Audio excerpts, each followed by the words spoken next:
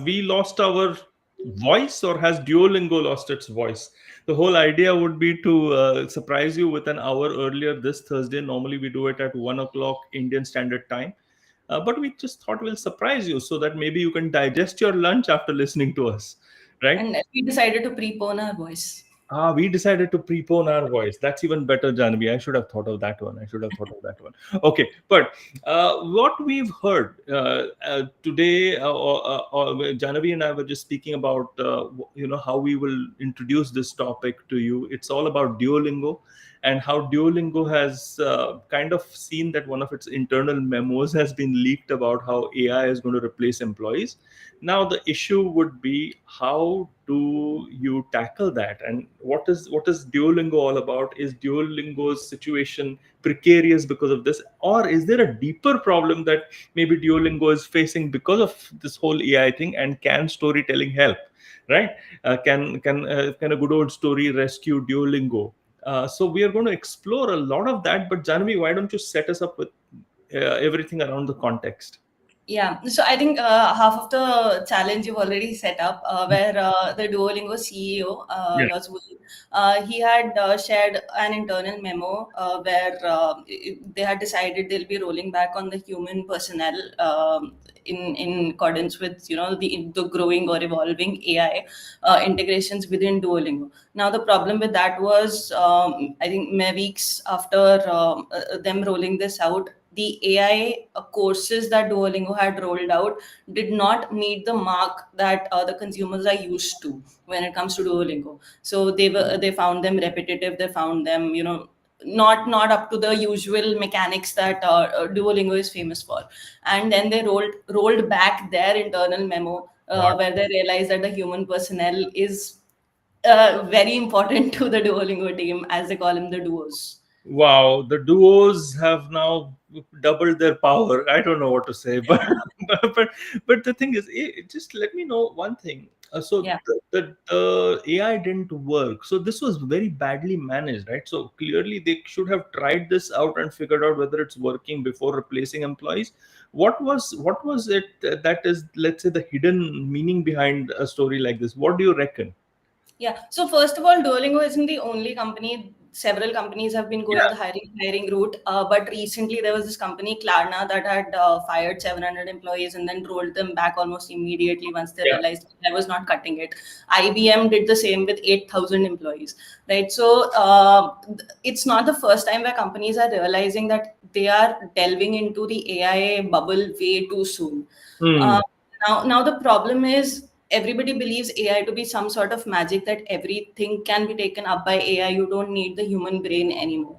What they're not realizing is that AI works on a tokenization system, and tokens will only work out if there is some existing data in the system, or if there is some existing mechanics in the system. Now Yeah. companies like Duolingo, that there are several language learning apps, but why Duolingo made the mark, the kind of billions that it made, that other companies have not even been able to make a brand out of their own name, right? It was it can be the human angle, but it was more of the product mechanics, the gamification, the kind of product features that came out. For example, the video call with Lily feature that is available to the max subscribers. Now those kind of features is something that AI cannot invent right now, or AI cannot think of at the moment. And these are the features that have set Duolingo apart, or have set it growing on its journey day by day with kind of feature rollouts that we've seen. Yeah, I mean, both of us are fans of Duolingo, and you yourself have waxed eloquent about how wonderful Duolingo is in one of our earlier episodes, right? And I'm just wondering, right? I'll give you a conspiracy theory hypothesis over here, and the conspiracy theory hypothesis is that the trend that I am seeing is a lack or reduction in demand for something like Duolingo from casual users who say that they don't want to learn a language now because AI can very quickly translate. Hmm. So which essentially means there's a loss of use cases for Duolingo, which means that there is pressure for them to actually manage that profitability that you were talking about, which means that they will need to be very aggressive about letting employees go, which means that they will need to hasten their AI, which means that the employees had every chance to get really irked with their CEO, who has been this champion and has done TED talks and everything like that, and now suddenly is becoming or speaking a different language. So this is my conspiracy theory. What do you think?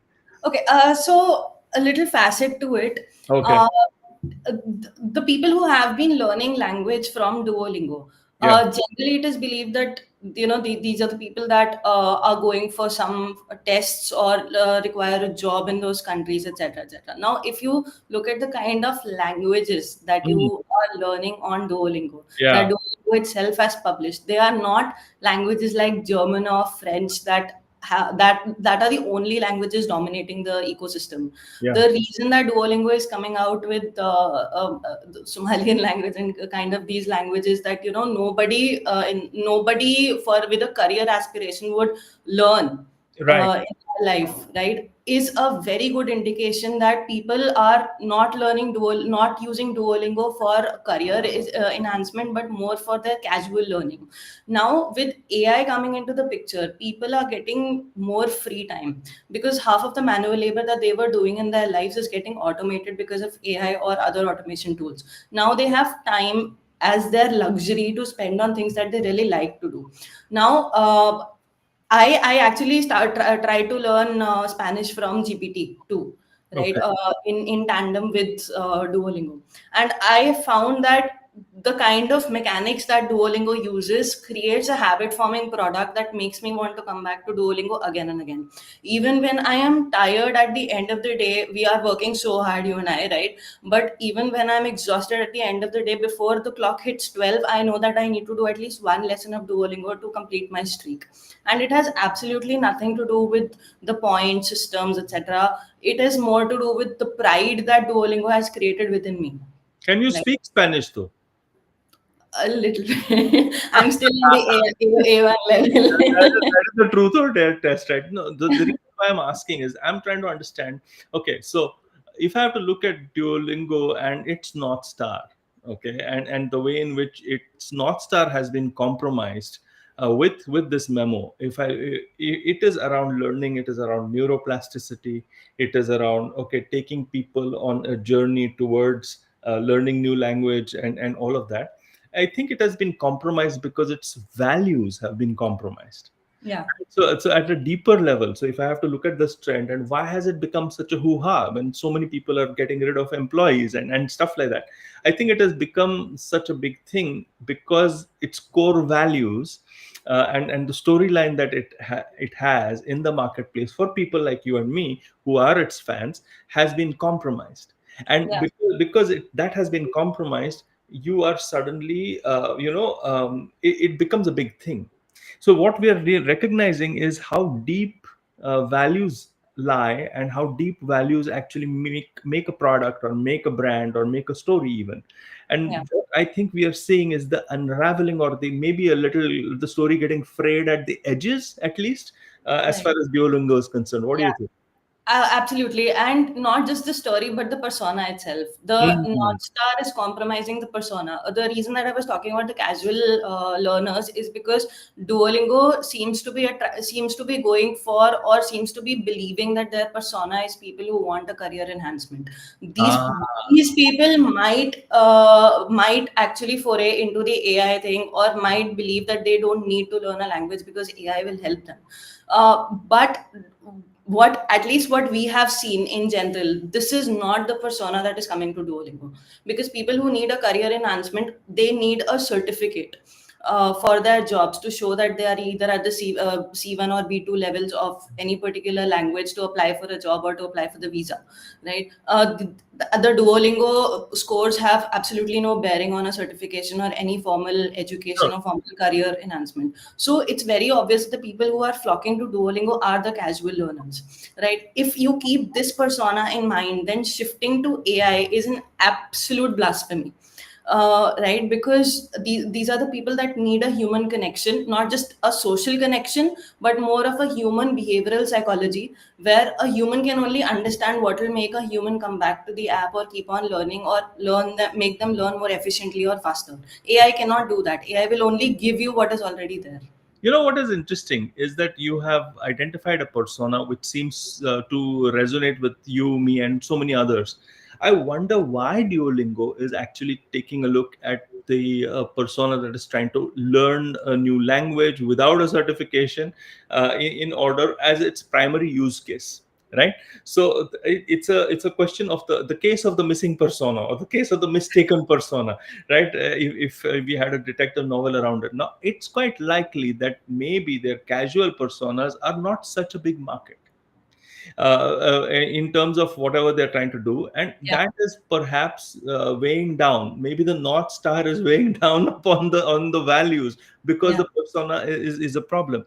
And this reminds me of the stuff that we spoke of maybe a couple of episodes before, wherein how horses went from transportation to hobby, right? yeah, So obviously the use case is reduced for horses. Obviously there was lesser demand for horses, and it's quite likely that Duolingo, if it was mistakenly pursuing the first persona, is going to have the same problem, which yeah. might make it unprofitable, which might make it lose employees, which might make it go to AI, which again compromises on the product. So they seem to be stuck in some sort of weird loop, isn't it? Yeah, yeah, agreed, agreed. And coming on to your first point, right? I actually think that Duolingo is trying to shift the personas, because they have started evaluating their scores against the CEFR Uh, scores and all, right? yeah, And they've forayed into English as English certifications in comparison with IELTS and TOEFL exams, yeah, etc.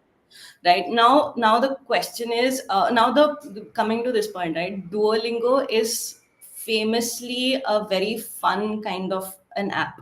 yeah. Now, if it is foraying into a formal education, then that fun and formal thing, they don't go hand in hand. If they're trying to shift, maybe they should take the shift slowly, or they should stick to their north star, where this is an app that has been created for fun, and they should try to figure out how to make those casual players, casual users, into better players. Now, if you look at the casual gaming apps as compared to say a Genshin Impact or a PUBG or whatever, if you look at Candy Crush, it is making $1.4 billion a year. Yeah. Even after it was launched in 2012, officially launched in 2013 on Android, and it has even after 11 years, 12 years, it is one of the most top grossing apps in the world. Hmm. Right? And that is in comparison with the competitive gaming apps. Yeah, Now, if a casual game where people don't need to pay, yeah. right, can makes more amount of money over competitive apps, where there will be a peer to peer competition that will make you pay, then why can't a learning app for casual players use the same kind of model, where they've already gone from the freemium model to the subscription model. They already have the addiction and the adoption, not only of the early users, but even the laggards have come to Duolingo now. So I think this is the point where Duolingo should again recalibrate and see what exactly does it want its North Star to be, and then the brand needs to be repurposed according to that persona, according to that North Star. Yeah, so I was wondering what the story for Duolingo is really going ahead. Now, it really depends upon whether they're changing what their persona is, whether they're recalibrating their market size. It has to align with its values. I think those values they cannot change overnight. The core value that they represent. My feeling is somewhere the story has to be exactly the opposite that they are being famous for right now, which is Duolingo has to actually focus on how they are deeply human, right? Hmm.